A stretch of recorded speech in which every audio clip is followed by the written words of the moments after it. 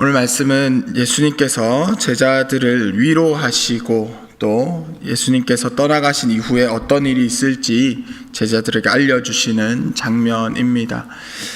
이 밤은, 이 시간은 제자들이 이제 실망하고 실족하게 되는 시간입니다.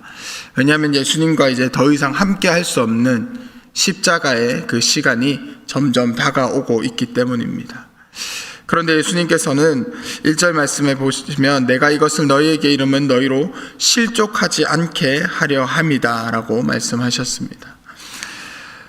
제자들은 이제 많은 고난을 받게 될 것입니다. 많은 어려움을 경험하게 될 것입니다. 그런데 이제 실족하지 않게 하려고 너희들이 고난을 받고 어려울 때에 이 말씀을 떠올릴 수 있을 것이야 라는 의미로 주님께서 말씀해 주십니다.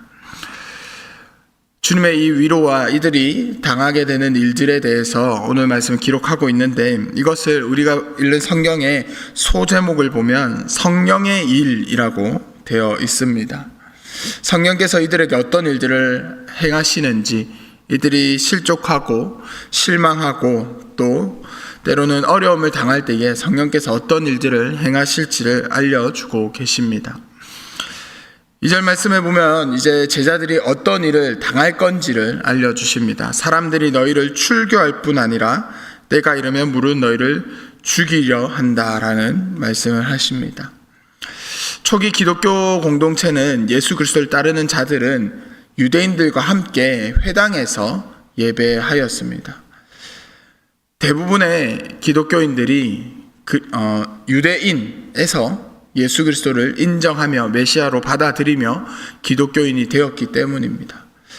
처음에 볼 때는 크게 다르지 않습니다. 다른 사람들이 볼 때에는 오히려 이방민족이나 유대교, 기독교의 종교를 가지지 않은 자들이 이들을 볼 때는 뭐가 다른지 구분하기 힘듭니다. 그래서 함께 회당에서 때로는 말씀도 나누었다고 합니다. 하지만 구원의 문제, 메시아에 대한 이야기가 나오면 서로 의견이 달라지게 됩니다. 이 문제들이 계속해서 이어지면서 나중에는 로마 정부와의 갈등도 생기면서 유대인들은 그리스도인들을 출교시킵니다. 왜냐하면 유대인들은 로마 정부의 황제 숭배 서약이라든지 그런 정책에 어느 정도 동의하며 따라갔기 때문입니다. 그런데 기독교인들은 예수 그리스도를 구주로 받아들인 이들은 그 구원자 메시아를 부인할 수 없었기에 그런 황제 숭배 서약이라든지 로마 정부의 정책을 받아들이지 않고 점점 그 모습이 다른 것들이 나타나니 유대인들이 이들을 출교시켰습니다. 성전에서 또 회당에서 쫓아내었습니다. 당시에 출교시킨다는 것은 이제 당신은 우리 교회에 출석할 수 없습니다. 당신은 우리 유대인과 다릅니다 라는 것에 그치지 않습니다. 이방인 취급을 받는 것이고 사회적으로 받을 수 있는 기본적인 법적 보호도 받을 수 없는 상황이 되는 것입니다. 더 이상 가서 이제 죽이려까지 할 것이다 라고 주님께서는 알려주십니다. 그런데 유대인들이 그런 일들을 하는 것을 뭐라고 생각하냐면 이것은 하나님을 섬기는 일이다 라고 생각할 것이다, 그렇게 일러주십니다.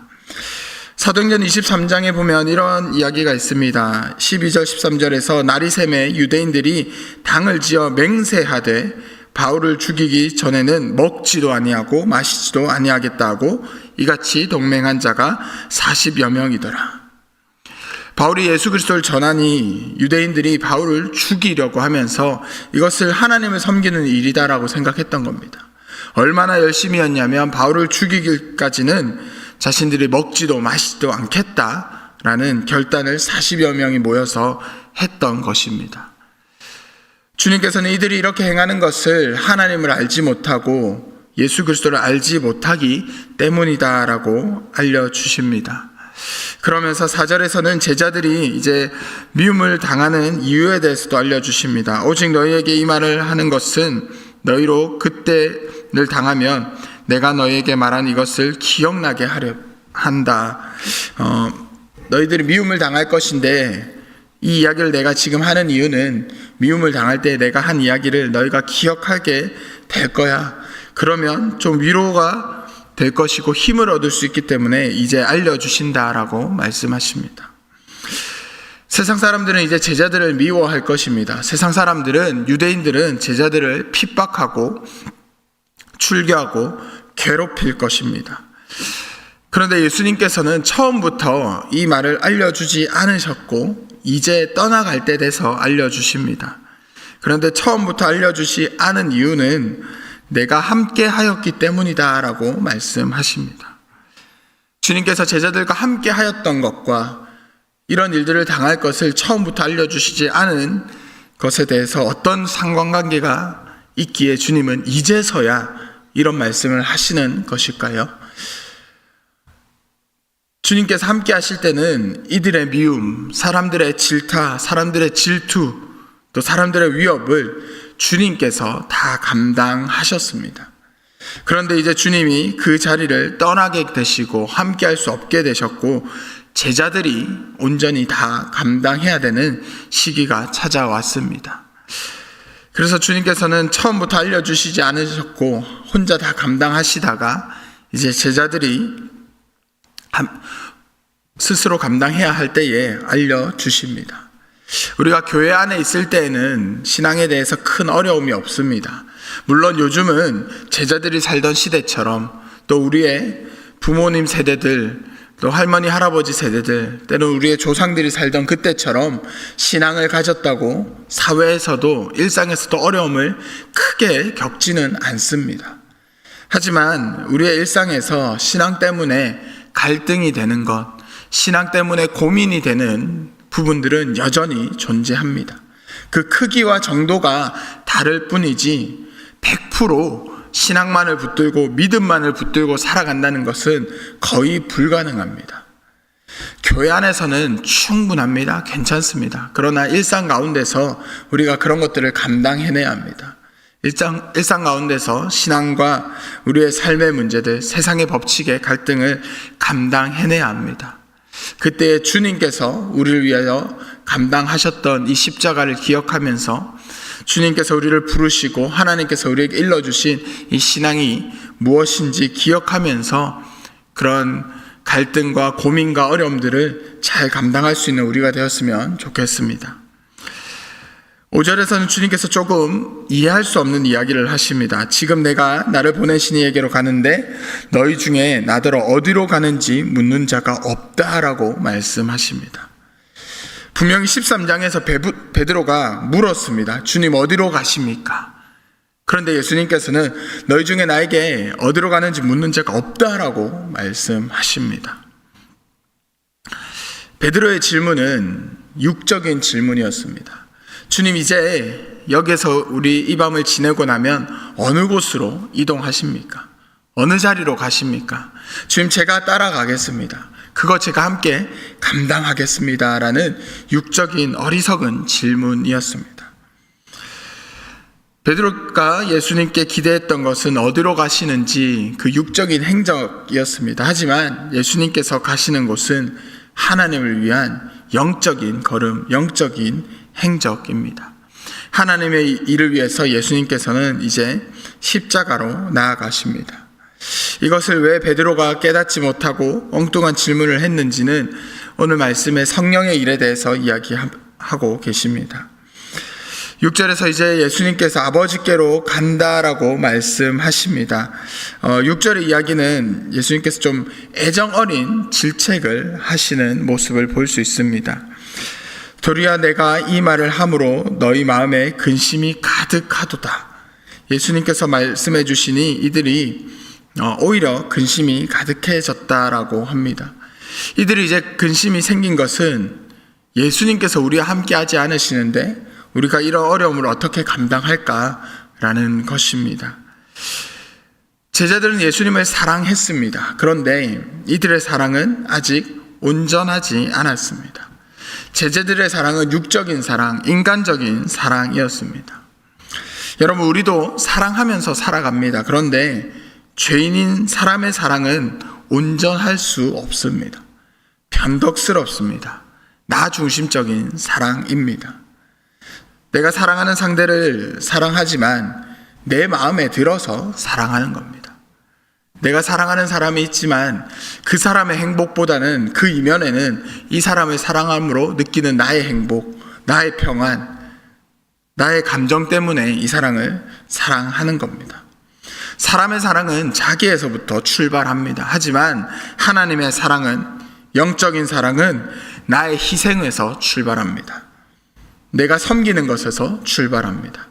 전적으로 상대의 행복을 위한 것이 하나님의 사랑, 성령님의 사랑입니다. 그래서 제자들에게는 성령님이 필요했습니다. 그래서 우리에게도 성령 하나님이 필요합니다. 여전히 예수님께서 떠나가시는 것에 근심하는 이들은 예수님께서 함께 하셔야 우리가 지금까지 왔던 것처럼 평안할 수 있고 안전할 수 있기 때문입니다. 그래서 이들이 근심하는 모습에 예수님께서 애정어린 질책을 하시면서 이제 진리를 알려주십니다. 그러나 내가 너희에게 실상을 말한다 라고 얘기하십니다. 이제 어떤 일들이 일어날지 그 진실을 말씀하십니다. 내가 떠나가는 것이 너희에게 유익이라. 제자들은 예수님과 함께 하는 것이 유익이라고 생각했습니다. 인간적인 육적인 사랑 때문인 거죠. 그런데 예수님은 하나님의 일을 위한 사랑 때문에 그것이 근거되어서 떠나가는 것이 유익이다라고 말씀하십니다. 왜냐하면 육신의 그 제한을 벗어나셔서 떠나가심으로 성령님을 보내주실 것이기 때문입니다. 이제 제자들은 육적인 사랑에서 벗어나서 참된 사랑을 할 수 있게 되는 것입니다. 이제 제자들은 참된 그리스도의 제자가 될 수 있는 기회를 앞두고 있습니다.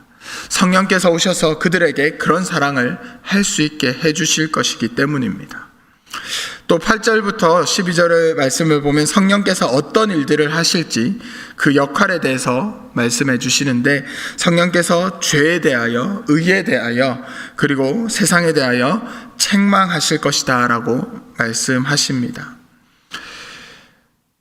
9절에 대해서 죄에 대해서는 별로 어렵지 않습니다. 그가 와서 죄에 대하여, 의에 대하여, 심판에 대하여 책망하실 것인데, 죄에 대하여라 함은 그들이 나를, 예수님을 믿지 않은 것에 대해서 책망하신다라고 기록하고 있습니다.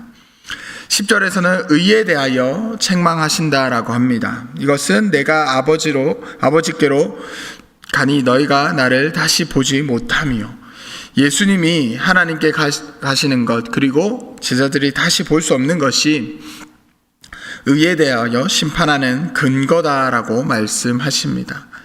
하나님께로 간다는 것, 십자가에서 죽으시고 부활하시고 승천하시는 것입니다. 이 땅 가운데 의인은 예수 그리스도 밖에 없습니다. 예수님이 의인이시라는 것이 이제 십자가 사건을 통해서, 부활과 승천을 통해서 드러난다는 것을 알려주십니다. 그리고 심판에 대하여 이 세상의 임금이 심판받았다라고 합니다. 왕이 심판하는 권한이 있던 때였습니다. 그런데 그 임금이 심판을 받았다라는 것, 모든 심판의 권한이 하나님께, 예수 그리스도께 있다라고 알려주십니다. 이것이 주님께서 십자가에서 죽으시고 성령께서 이 땅 가운데 오시면 행하실 일들이었습니다. 여기서 말하는 심판, 이 책망은 정죄하고 너 잘못했어 꾸짖는 것이 아니라 객관적인 유죄의 선포입니다. 누가 보아도 의심할 수 없는 그런 유죄의 선포라는 것입니다.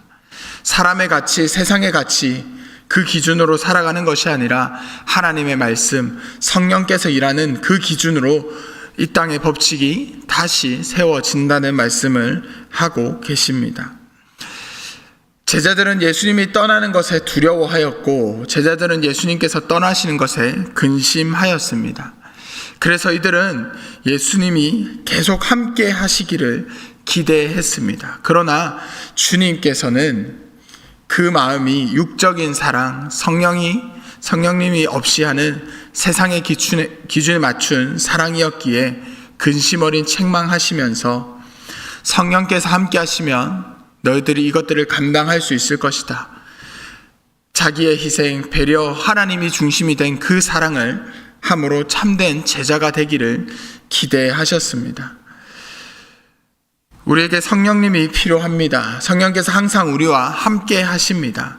그래서 우리에게는 영적으로 민감하게 깨어서 성령님의 일하심을 느끼는 것이 필요합니다. 일상 가운데서 기도하시면서 또 때때로 매 예배 자리에서 기도하면서 성령께서 우리 가운데 일하시는 것을 좀 우리가 그 가운데에 거하게 하여 주시옵소서. 성령님의 일하심에 우리가 반응하게 하시고 우리의 마음, 우리의 생각, 우리의 가치관을 내려놓고 성령의 일에 우리가 집중하면서 하나님 나라의 가치관으로 살아갈 수 있게 하여 주시옵소서. 그렇게 간구하며 살아가는 우리가 되기를 소망합니다. 그래서 우리 일상 가운데서 제자들이 근심한 것처럼 때로는 주님이 느껴지지 않고 하나님이 멀리 계시는 것처럼 보일 때가 있지만 그 자리에서도 성령께서 우리와 함께 하심을, 또 성령께서 우리를 위해 기도하심을 확신하며 나아가는 우리 모두가 되기를 주님의 이름으로 축복합니다. 함께 기도하겠습니다.